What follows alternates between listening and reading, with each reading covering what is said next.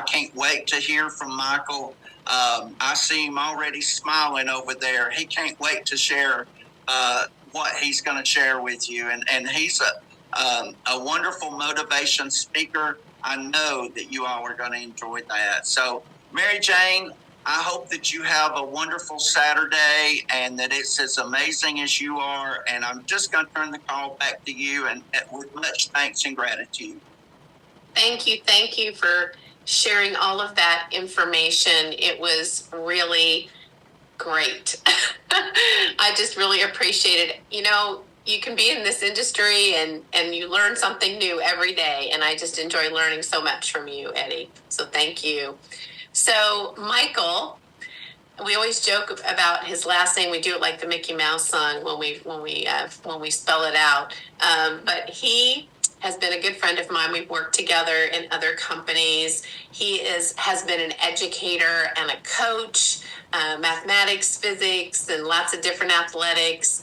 And he's been a leader in other companies as well. So I'm going to let him tell you his topic and just speak with us for 5 or 10 minutes. So thank you, Michael. Oh, I got to unmute you there. There we go. I think I'm on now, am I? Yes, you are. Thanks, okay, Michael. Great. I just want to share with everyone and introduce myself. My name is Michael McKevicus. Just go by Mike. And I very recently became involved with Blugenics. And I have some notes in my hand here, but I will be speaking extemporaneously. Mary Jane called me just the other day and asked if I would speak to the group. And I said, well, not this Saturday because I've got too many other things going on. Maybe next time. But then I gave that some thought.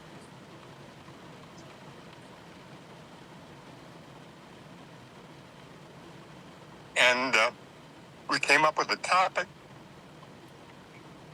It's okay, friend. And this dovetails off of what Eddie was just speaking about, your story. Mm-hmm. And so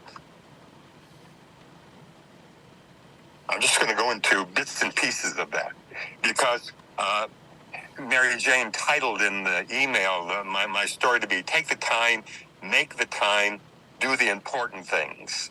And it's really about taking the time and making the time to do the important things. And the bottom line is the time is now.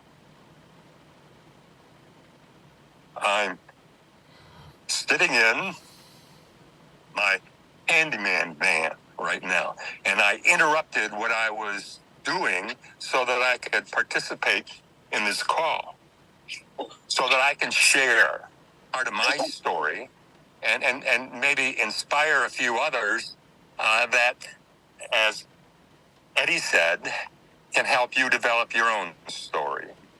And I went into a little panic a bit ago because in the van I had the windows up and my iPhone 15 shut down because of temperature. So I had to grab it off where I had it and stick it on my chest so that my circulation would cool it down and I could get back and reconnect. So the bottom line is the time is now. I'm going to tell a bit of my story, why I do what I do, and it's to help make the world a little bit better place, one person at a time. As a former educator and coach, I'm still working as an educator and a coach, working with athletes at all levels, some in wheelchairs, some former world record holders in their events and things that they do. And trying to uncover what are those things that can help an individual become the champion within. And it's all about physical, mental, emotional, psychological, and spiritual. Now, in order to deal with the physical thing, you know what? Mary Jane told me about this special little green plant that I know whales even eat. And it's the base of the food chain. And my understanding is it provides the base nutrient so that any organism creature can become the best they can be. And now it's about how do we get that story out? So I took the time today, I made the time today to engage this call because the time is now. And mindfulness of what you want and of what is important is where things basically have to go. And here's a story. Your time is now. You're as prepared as you're ever going to be to accomplish what it is that you need to do now. Your next step doesn't have to wait till next week. Interrupt whatever you're doing. I just got done doing that. I stopped the mundane and I'm engaging. Your stop the day-to-day stuff and grab hold of a whirlwind that otherwise would blow by you.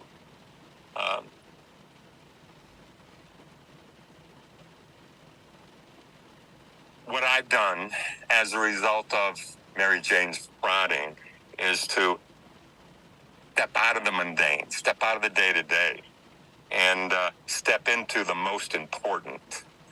I'm going to set the bar and make the attempt.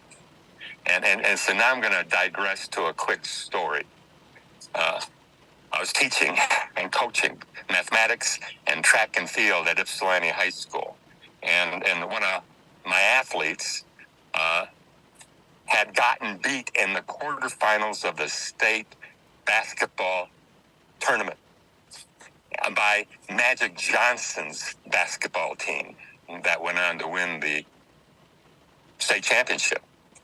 Next day back in school, guys are in the cafeteria licking their wounds like beat puppy dogs. And I came around and saw Dennis and his crew of guys and said, Dennis, you know, there's a track meet tonight. And your sport starts today. By the way, one of Dennis's biggest ever memories was jamming Magic's one of his layup shots to the backboard. So he didn't complete the shot. Dennis said that he couldn't go to the track meet, and it was a national AAU age group track and field championship at Cobo Hall in Detroit, Michigan. Dennis said, I really can't go to the meet because I don't have my shoes. I said, Dennis, I'm taking a couple of the guys. We'll go get your shoes. He said, well, I can't get in the house, but mom and dad aren't home.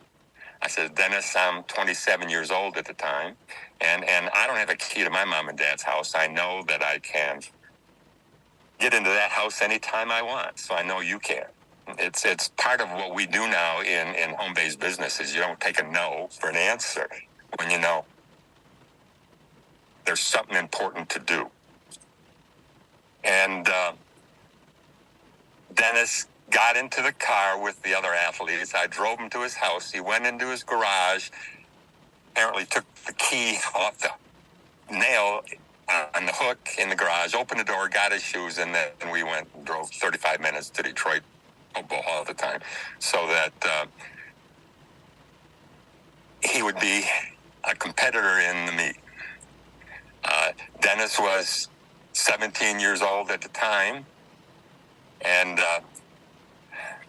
he entered the high jump, and he actually won and was national champion for the AAU age group that year, 1977.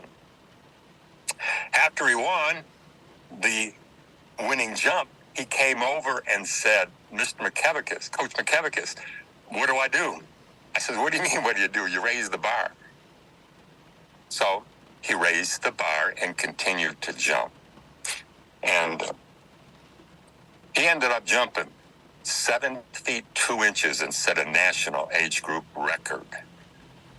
And bottom line of the story is, unless you set the bar, and these are some notes that I had, you got to step into your most important.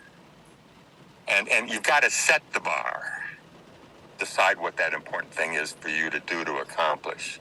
And then you've got to make the attempt. And making the attempt isn't just trying, it's actually doing it. making it, and then raise the bar to the next level as you pursue what it is that's important to you to become the best that you can be.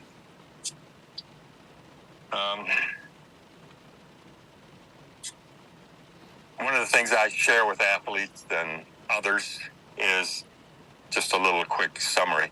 You know, if you think you can't, you won't. If you think you can, you might. But if you know you can, you will. Bottom line is, a whirlwind is blowing right now that we can grab onto, and or it can blow by. So many dreams have been not realized because someone didn't think it was the right time.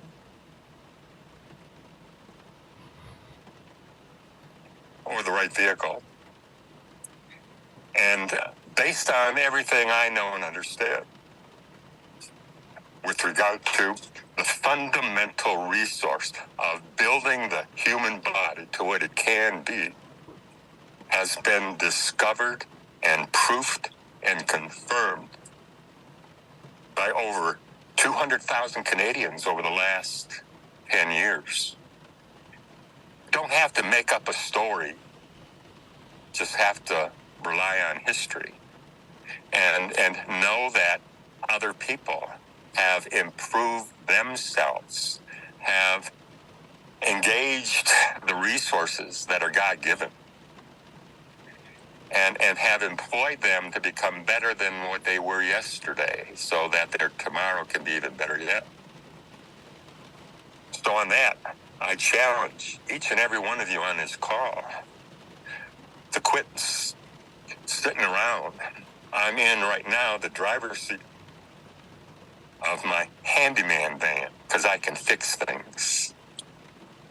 But beyond that, I'm in my own driver's seat of my life, and I can make choices as to what to do with my time resource. Every one of you on this call equally can do the same. Just have to decide how important it is for you to do whatever it is you're going to do next, and know that there's a lot of things out there you can be wasting your time on.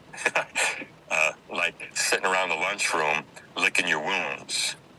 Or you can, in fact, decide to take action or prod someone to take action to, become better than what you would have been otherwise. I'll close on that, and I look forward to meeting everyone on this call sometime soon. Thank you. I love that, Michael. Thank you so much. I wanted to read, Jeff said, wow, thank you, Michael, for sharing your powerful, heartfelt, encouraging message. And he was asking how I could contact the speaker. We have some track stories since I won national triple in 1970. Don, I'll get you Mike's information. And it says Jay. I don't know who Jay is, but I just wanted to read a few of these chats. It says, everyone should read the book Relentless, From Good to Great to Unstoppable by Tim Grover. And so, yes, thank you, Michael. Hey, Michael, will you repeat you gave a kind of a quote that I thought was good, but I didn't have time to write it down. About know you can, you will, will you say it slowly twice? I will say it slowly twice. Okay. If you think you can't, you won't.